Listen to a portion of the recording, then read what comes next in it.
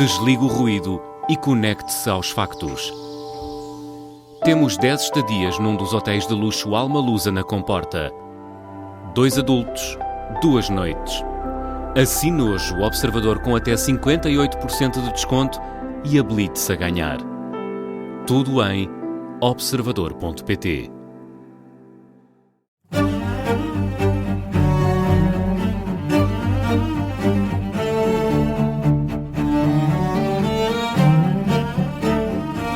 Este é o Querido Líder, o podcast da Rádio Observador dedicado à liderança, com os nossos especialistas residentes, que têm muita experiência na formação de executivos, o Jorge Medeiros, que é consultor e professor, e o Milton Sousa, que também é consultor e é professor na nova SBE.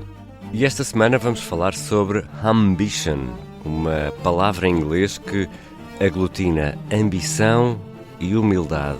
Será que podem caminhar ambas de mãos dadas? E como sempre, os nossos episódios abrem com Sim Chefe, Não Chefe, e hoje a figura em análise é Les Isco, CEO da Showmood Design and Construction. Eu sou o Ricardo Conceição e este é o Querido Líder. Bem-vindos, Jorge Medeiros e Milton Sousa, ao vosso Querido Líder. Vamos ao nosso primeiro segmento. Vamos a isso. E esta semana, no Sim Chefe, Não Chefe, a figura escolhida é Les Isco, CEO da Showmood Design and Construction. Milton, porquê que escolheste este senhor? Eu acho que é um caso muito interessante de um líder que vai de encontro àquilo que eu vejo como aspectos centrais de uma boa liderança, esta preocupação com as pessoas, esta centralidade no bem-estar, mas também simultaneamente no crescimento. Eu acho que ele acaba por personificar um pouco o tema que vamos falar esta semana também, e que mostra que é possível ser centrado nas pessoas e crescer a ritmos até muito acima do normal. E, portanto, a Showmood tem tido registro de crescimento. Eu acho que nos últimos 3-4 anos conseguiu duplicar a sua faturação. No mandato dele, eu acho que ele conseguiu crescer a faturação da Showmood de cerca de 500 milhões de dólares para quase 2 mil milhões.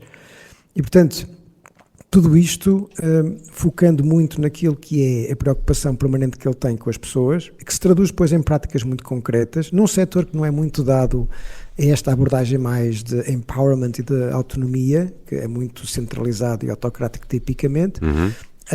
E o que também é interessante é que a própria estrutura da empresa é sintomática disso, porque a Showmood é detida 100% pelos seus colaboradores. E, portanto, eu acho que o desenho desta empresa é particularmente interessante, porque a própria estrutura de acionista reflete esta centralidade. E, portanto, acho que é um modelo muito interessante a seguir, mais do que até a própria liderança, é o modelo associado de crescimento que a empresa tem.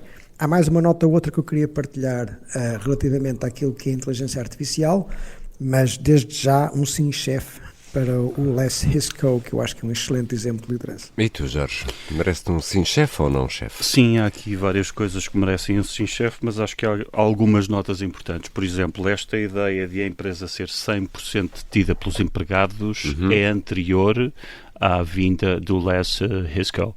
Portanto, isto foi o fundador inicial que decidiu a certa altura vender a empresa e vendeu a empresa aos empregados. Outra nota importante associada a esta é que quando falamos de liderança, o alinhamento de interesses é um dos grandes temas, porque cada pessoa tem a sua carreira, tem os seus interesses pessoais, e a própria empresa, muitas vezes, quando funciona por estruturas, essas estruturas têm autonomias, e o reverso da medalha pode ser que há alguma competição e menos interesse no bosque do outro, porque estou mais preocupado com o meu e ninguém olha para a floresta alargada, e, portanto, isso facilita muito.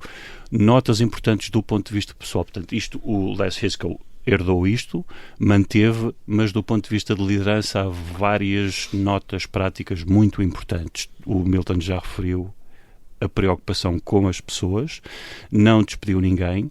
Ele, a certa altura, percebeu que, do ponto de vista de crescimento, tinha a estrutura organizada por áreas e por silos, portanto, no setor da construção, educação, depois, do outro lado, saúde e, portanto, essa especialização levava a coisas caricatas como ter pessoas da costa este a voar para a costa oeste e as pessoas da costa oeste a voar para projetos na costa este. E isto é um impedimento muito grande ao crescimento da empresa.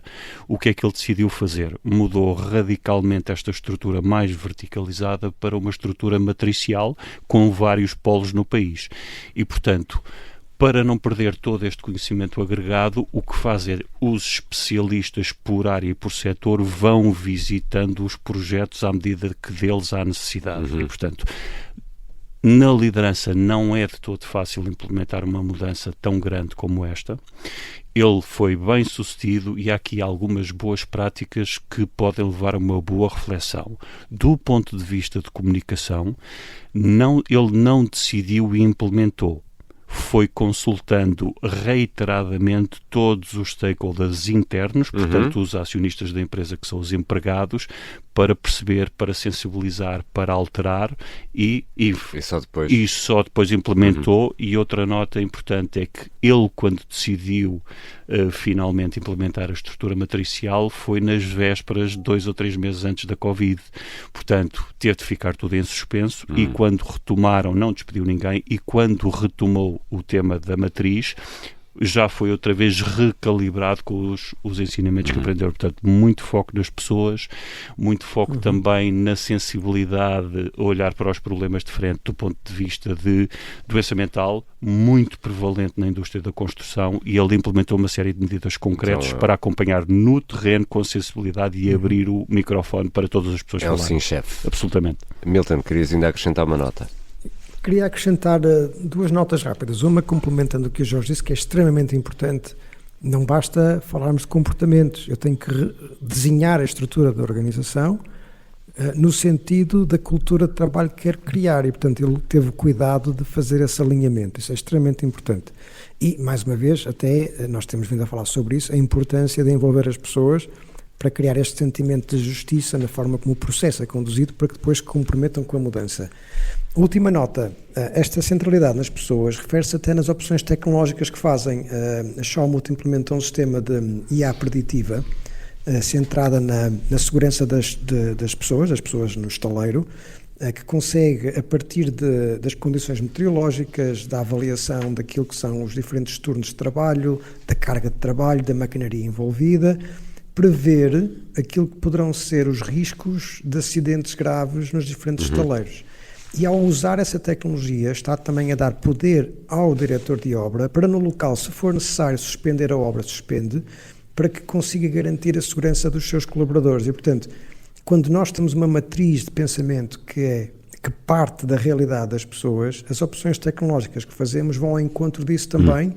E, portanto, a IA, neste caso, pode ser usada não para substituir as pessoas, mas, de facto, para lhes dar mais poder e dar-lhes mais motivação também no seu trabalho. Portanto, acho que é um caso interessante também por aí, pela forma como integra a tecnologia a partir da realidade e da centralidade nas pessoas. Muito importante, e não é tecnologia por tecnologia, porque está continuamente a ser alimentada pelo poder que transmite às pessoas no terreno para identificarem novos potenciais riscos, e tudo isto é vivido no momento e, portanto, acaba por ser integrado com especialistas a visitar os vários projetos. Só para dar uma ideia de escala, estamos a falar de uma empresa de construção que chega a ter 8 mil subempreiteiros, portanto é de uma complexidade gigante.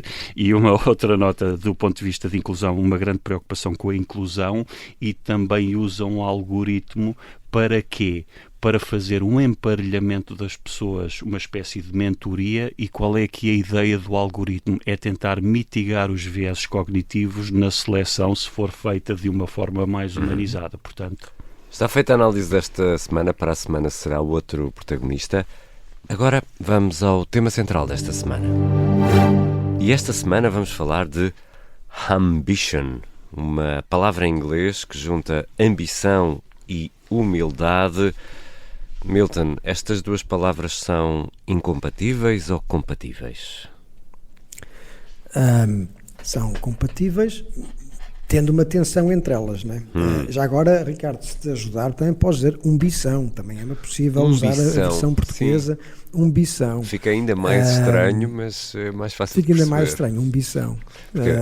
A minha pronúncia do sul de Inglaterra às vezes não permite. Nota-se. Mas fica-te muito bem. É interessante só para dar aqui um enquadramento histórico de onde é que vem este ainda termo. Mais, não é? Porque ambição, pensamos em umbigo, isto é exatamente o oposto de pensar no umbigo. É exatamente. Duplo paradoxo. Ainda não tinha pensado nessa, mas muito bem colocado, Jorge.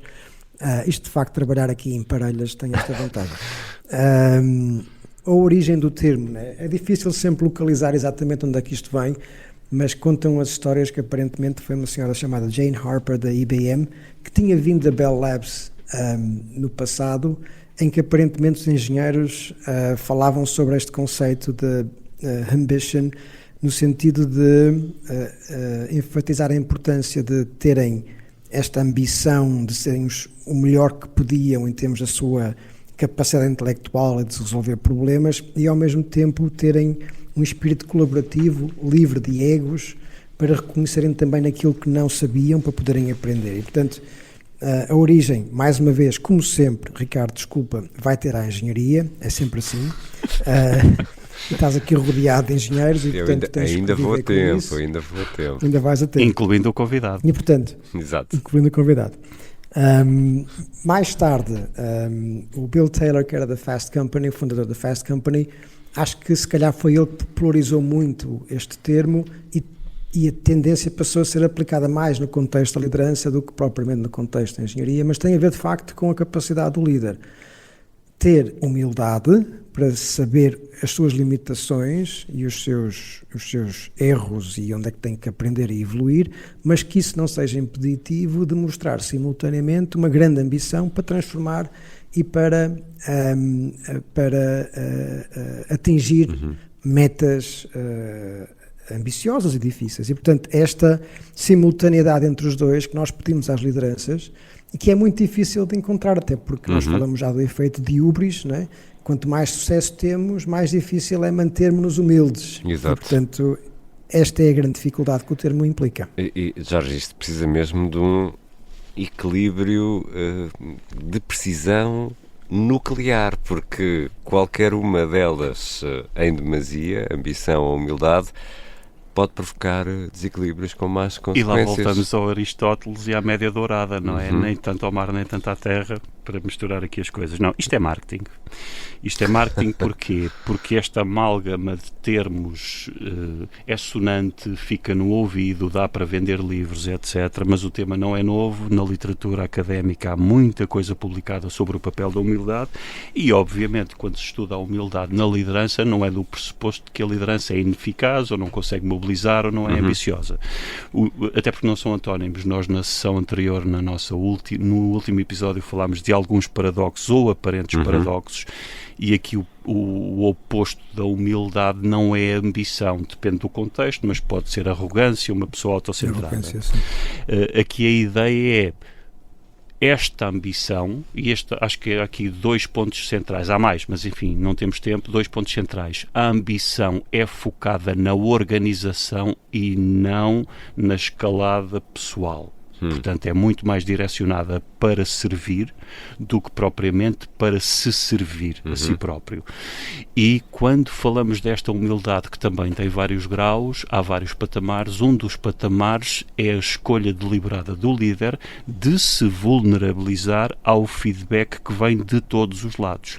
Mas não é fazer um 360 como se faz nas organizações, não. É no dia-a-dia reconhecer, ser humilde, mudar e fomentar este espírito, não só nas pessoas que o rodeiam, mas também para que essas pessoas passem isto para baixo. Portanto, isto tem um enorme valor, é muitíssimo difícil e, infelizmente, não é tão comum como eventualmente gostaríamos do ponto de vista pessoal.